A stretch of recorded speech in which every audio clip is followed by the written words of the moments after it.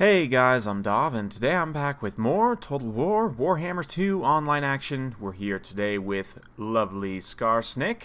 This is actually a game from the recent tournament that Halo and Wicked put on.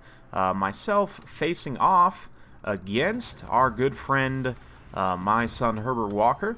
So let's get to it. Bretonnia versus the Greenskins. Myself, Skarsnik in a tournament. We'll talk more about that in a little bit, but he's just got Wa, of course. Night Goblin Shaman. We've also got the Arachnarok Queen here. Some Spider Riders protecting the flanks. One is hidden in the woods over on the far side. We've got a firing line of some Goblins, 2 units of Black Orcs, 2 Skulkers, and 8 Peak Loonies, and lots of Goblins as well. So not really any dedicated anti-large per se, but we do have some tools here for my opponent. He's got King Lewin up in the air sporting some Royal Hippogriff Knights, plenty of peasant mobs currently getting attacked by the Hammer of Gork there. Got some men-at-arms as well, Knights of the Realm spread out all across the field, so a nice wide Bretonnian build, lots of spearmen-at-arms as well. Got a Damselor of Beasts for the Manticore summon, as well as Flock of Doom.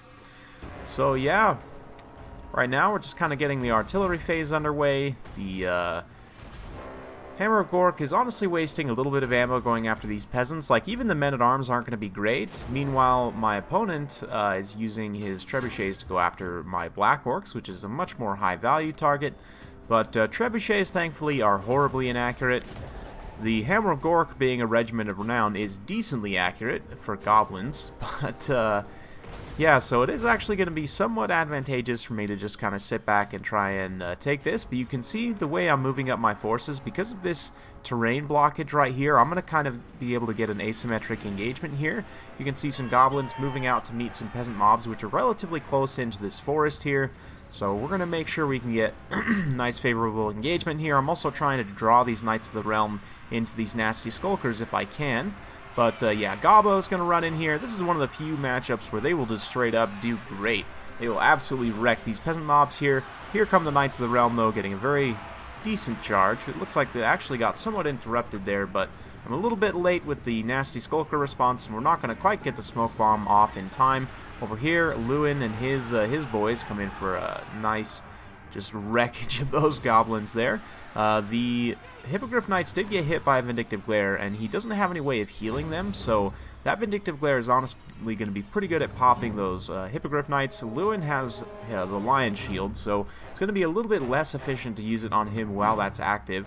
But still, we're going to be able to get some good targets. You can see at this point, I've tried to move back the Black Orcs. They're not taking as much damage, but they're still getting hit by those trebuchets. The rest of the force is just kind of sitting back. That's fine by me. It looks like we did get the smoke bomb off before those Skulkers got terrified, so these Knights of the Realm heavily speed debuffed. They're poisoned as well, so they're not going to be able to get out of there. Unfortunately, the Spider Riders and Goblins got routed off, but, you know, we're doing okay. Meanwhile, over here, the 8 Peak Loons have come out. These guys are going to cut through all of the peasants, every single one, with their great combat stats, 32, 34 with poison, and 120 unit models means, yeah, they just wrecked that peasant mob right away. The Hippogriff Knights might come down and try and intercept, but there are still plenty of waves of peasants protecting this squishy backline, so maybe not. Still just kind of posted up a lot of my forces in the woods here to try and protect from the trebuchets if we can. In the backline, though, yeah, the Hammer of Gork is going after this unit of Knights of the Realm that's within range. You can see we've already taken out, not quite, but close to half their unit models. Spider's going to come out here, again, try and draw the Hippogriffs down onto the ground, then we're going to get a Spiderling summon on the other side, bring the Spiderlings back, and Manticore summon's going to get hit by a Vindictive Glare there, does a ton of damage, immediately sending it into Rampage. So definitely glad I brought that Vindictive Glare. That's the main reason I brought it, is to try and snipe out high-value targets, casters, that sort of thing. I honestly could probably pop this Damselor Beast if I can get close enough, but over here, the peasant mob's getting terrified away by the spider, and Lewin's in a little bit of a pickle. He can't really get back up in the air because the Spiderlings keep getting attacks on him. The Arachnarok Queen as well is going to be able to get in here and get some good attacks.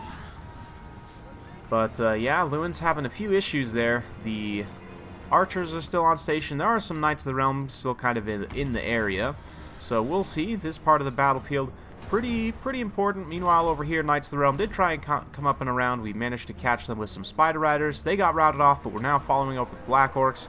We've got Goblins in here as well, and the Hammer of Gork providing Overwatch fire, so pretty good situation for me. Meanwhile, Spider Riders and Goblins pushing through a lot of the peasants. The AP Loons continuing to just cut through peasants with reckless abandon. But over here, the Archers a little bit danger close here, so I'm going to try and pull them back. The Spiderlings and the Ragnarok Queen here just able to hold back the Hippogriffs, keep them pinned in on the ground. Likewise, we're going to get another Spiderling summon here just to make sure these Knights of the Realm can't go anywhere. We're moving in a couple units of Skulkers here to try and smoke bomb and make sure they can't get away. You can see Gork will fix it also being cast here, so just trying to layer as many speed debuffs as we can in this pocket to make sure these mobile troops can't get away, and the Skulkers can come in and just drag them down, which is exactly what's happening. We do have another Manticore summon though, pretty close in. We've managed to pull back some of the Goblin Archers and get into a position of fire. Lewin taking a little bit of Overwatch fire there and has taken quite a bit of damage from the Spider as well. But here comes the Manticore. The Damsel is also going to come in and try and take out the Goblin Shaman here, and he just gets absolutely nommed on. Still holds his leadership together though. The Archers are going to turn and fire point blank, and we've got some Spider Riders here to kind of stop up the Manticore and keep him pinned in. So pretty good stuff there. The balance power is still very even though after 6 minutes of slugging. It's still just dead even here. Scarsnake emerging from the woods.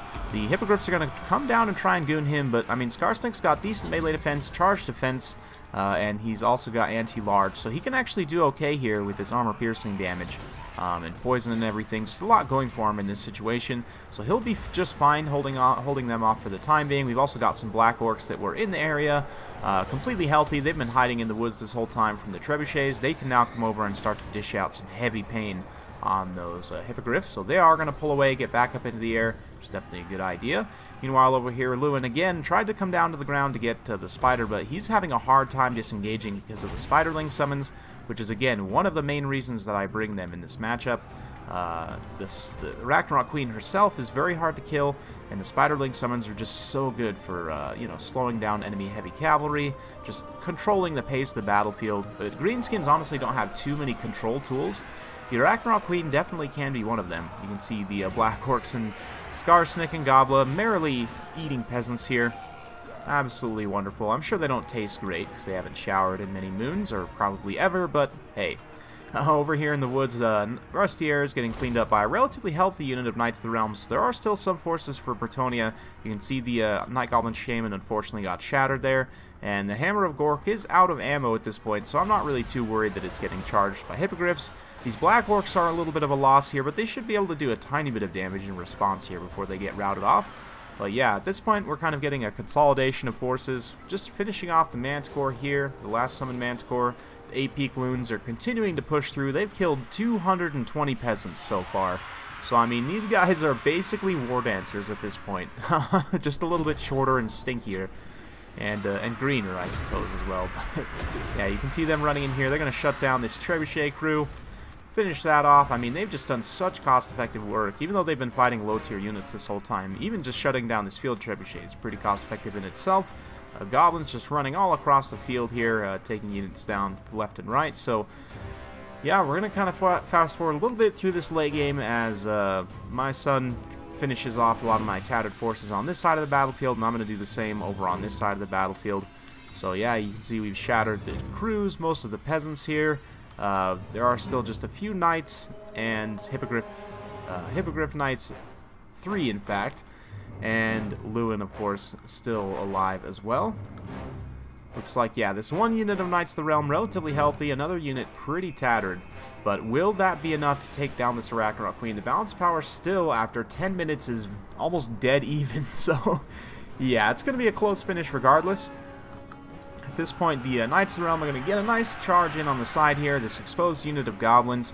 Unfortunately, my Spiderling summons was a little bit off. That being said, the Spiderlings will be able to chase down the Knights of the Realm. We're going to do just that. Meanwhile, Smoke Bomb being popped here a little bit late. Unfortunately, we did get the Spearmen at Arms, but we did not get the Knights of the Realm. That's fine, though. The Spiderlings can come through. They have enough unit models to pretty much finish off these very tattered Knights of the Realm at this point. You can see them starting to drag down what few remain. They shatter them, and then they're going to come back over as the other Knights of the Realm are trying to get a cheap nice cheeky side charge here. But yeah, Damsel's still online. She's able to throw down a nice extended Flock of Doom for additional damage. It's going to do some pretty good damage, especially against the Goblin units. But these Knights of the Realm get a little bit close. We do catch them with the Smoke Bomb and the Poison, so they're going to be down to only 8 speed, so all of these units can catch up. You can see the Nasty Skulkers merrily following along. Going to be getting some nice backstabs here, able to possibly drag down a few unit models. We've also got plenty of Black Orcs as well, just this huge mob of boys, and yeah, taking all this damage on those Knights of the Realm, definitely pretty rough. And again, this is the main way I think that Greenskins can go up against good heavy cavalry factions, is to use those control tools you have access to. Gork will fix it, Poison, you know, you've got your, your Smoke Bombs as well.